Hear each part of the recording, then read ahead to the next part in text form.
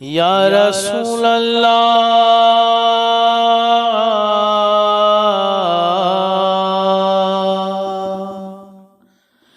آپ کا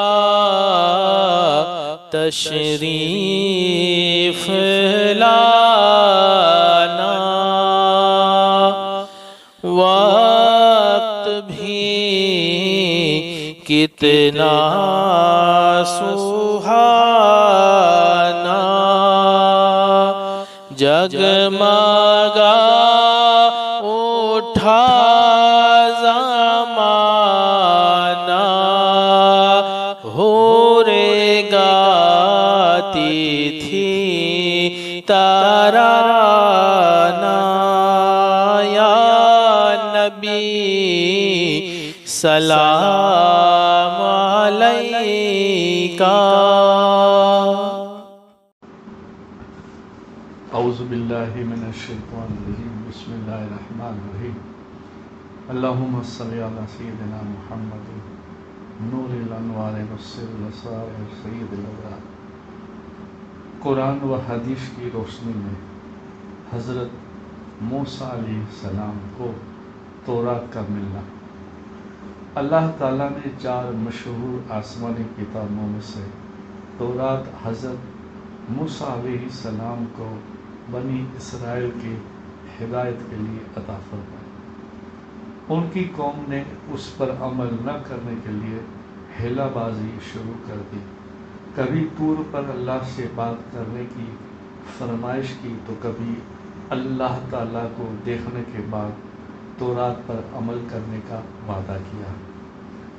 لیکن یہ قوم کوہ طور پر اللہ کا حکم سننے کے بعد بھی حضرت موسیٰ علیہ السلام اور تورات پر ایمان نہیں لائی۔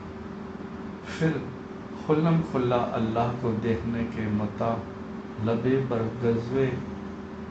غضب خداوندی کی وجہ سے 70 افراد کو جلا کر ہلاک کر دیا گیا۔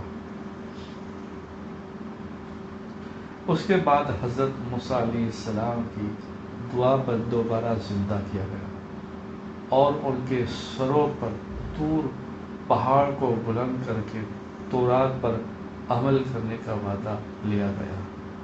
ان کو ہفتے کے دن عبادت کرنے کا حکم دیا گیا اور مچھلی شکار کرنے سے منع کیا۔ مگر افسوس کہ یہ قوم حضرت موسیٰ علیہ السلام کے کسی حکم پر عمل تو کیا کرتی بلکہ قدم قدم پر آپ کو ستانے اور ظلم و زیادتی میں حد سے بڑھ گئی۔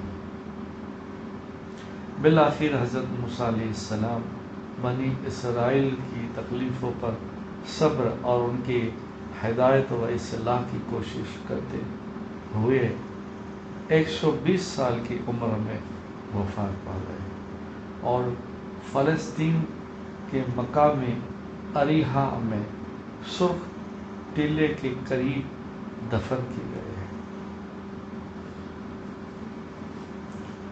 اللہ کی قدرت۔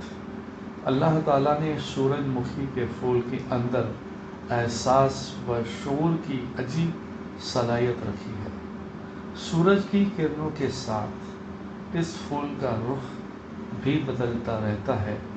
جب صبح کے وقت سورج نکلتا ہے تو اس کا رخ مشرق کی طرف ہوتا ہے اور دوپہر کے وقت اس کا رخ سیدھا آسمان کی طرف ہوتا ہے، یہاں تک کہ سورج غروب ہوتے وقت بالکل مغرب کی طرف گھوم جاتا ہے۔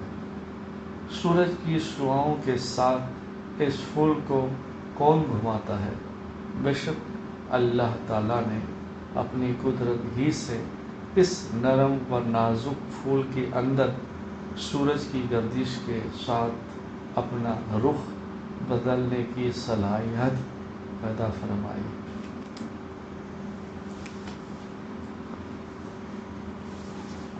رسول اللہ صلی اللہ علیہ وسلم نے فرمایا، جب تک کوئی بندہ ان 4 باتوں پر ایمان نہ لائے مومن نہیں ہو سکتا۔ اس بات کی گواہی دے کہ اللہ کے علاوہ کوئی عبادت کے لائق نہیں، اس کی بھی گواہی دے کہ اللہ کا رسول اس نے مجھے حق کے ساتھ بھیجا ہے، مرنے اور پھر دوبارہ زندہ ہونے کا یقین رکھے، تقدیر پر بھی ایمان لائے اور یقین رکھے۔ کتاب ترمذی شریف، حدیث نمبر 2145، روایت حضرت مولا علی رضی اللہ تعالیٰ۔ رسول اللہ صلی اللہ علیہ وسلم نے فرمایا، جو شخص اچھی طلب کے ساتھ اللہ تعالیٰ سے شہادت کی موت مانگتا ہے تو اللہ تعالیٰ اسے شہداء کے درجے تک پہنچا دیتا ہے، چاہے وہ اپنے بستر ہی پر مرا ہو۔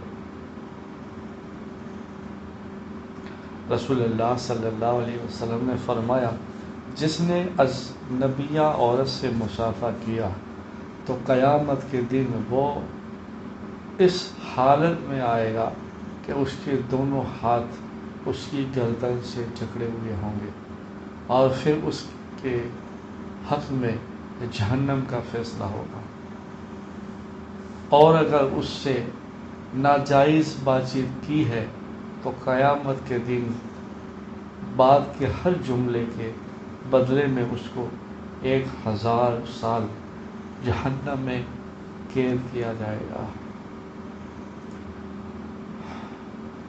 کتاب المطالب الاولیاء،